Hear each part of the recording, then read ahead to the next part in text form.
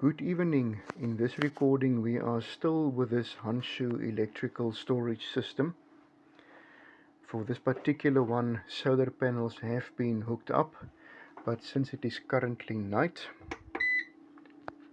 you will not be able to see any solar input here. Otherwise that would have been displayed in this left corner of the display.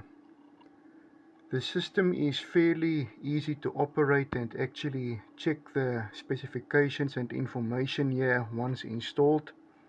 It simply has these up and down arrows here at the bottom, and these are the two that we're going to use most while not programming the system. So if we just want to see what's going on, I'm simply going to press the down arrow so then we can actually see what's happening. Battery is currently still 91% full.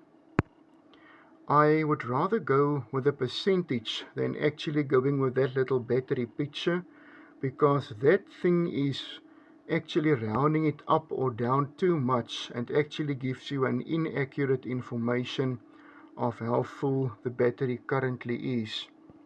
The same issue happens with the load output as well. You will see here it's currently showing that the 25% load is used, while that is not the case.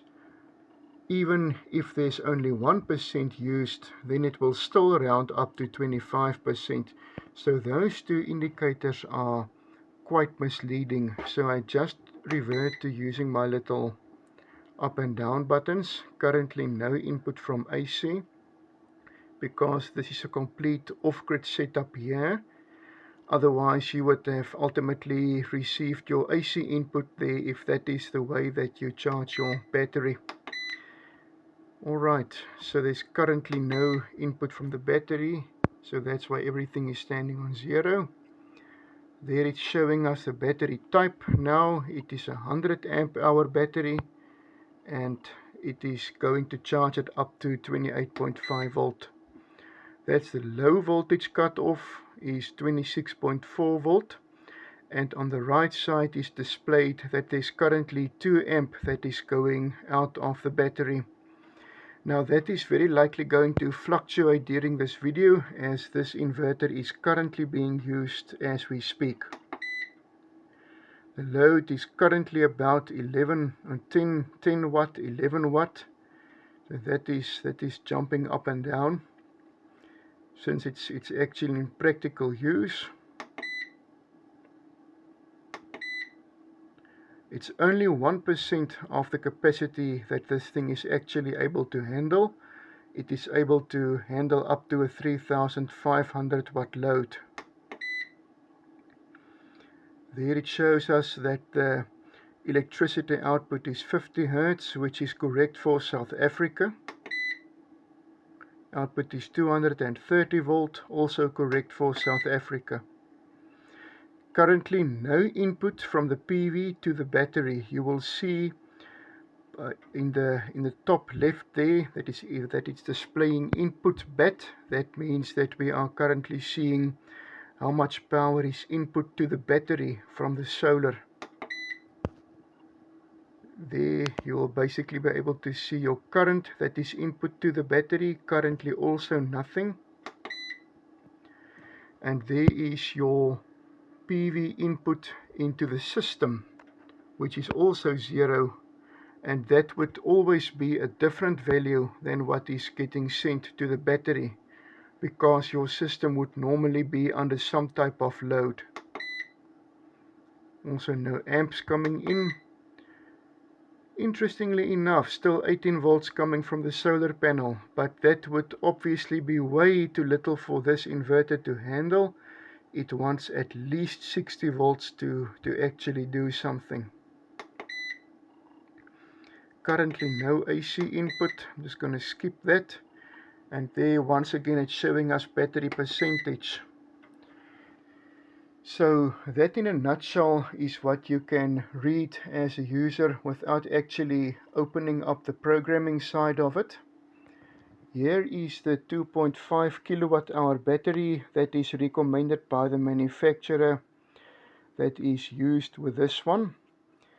And if you are using it in an off-grid setup like me, that would be sufficient for pulling your low loads, that being your Wi-Fi, alarm systems, maybe a television set, decoder and the like, or maybe one refrigerator if you are not too worried about it going off at night.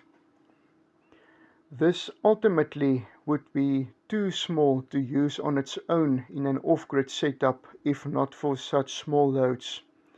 During the day it would be completely fine to actually use more of it, because then we will be receiving some more power from solar. So if you do want to use this as your only off-grid system, just be very, very careful with your load management, and you might just be able to get away with it. It should be able to draw higher power equipment with ease. Just a general note on safety here. I always use my battery nothing lower than 35%. That is ultimately to extend battery life. And then the other thing that I don't do, I do not press the inverter anything higher than about until still, I do not use it anything more than about 75% capacity. Obviously you can, but that is just not recommended. That is just to ensure longevity of the inverter as well. So that in a nutshell is the system, which I would personally say is quite good value for what you actually get. It is not made out of the weakest metal, neither the inverter nor the battery. And I actually ended up placing the battery on its backside here. Reason being is that this 24 kilogram battery is not going to be able to actually hang on this raw brick wall. It's going to obviously damage the wall trying to put that battery up here. And can you believe it? It's only powered by two 330 watt solar panels, and my continuous load in the day is, if we could take an average, it's going to be around about an 80 watt continuous load, and we can reduce that down to 50 watt at night. So for that it's actually quite fine. And we've had a couple of cloudy days now, but this thing has actually survived that as well. So it is in that sense quite efficient. Your PV power can ultimately go up to around about 4000 watt. Once again, I will not recommend using it all the way up to there. I would personally still keep about a 500 watt leverage there as well. So that in a nutshell is this Hanshu electrical storage system. If you have any particular questions round about it, you are more than welcome to drop me an email.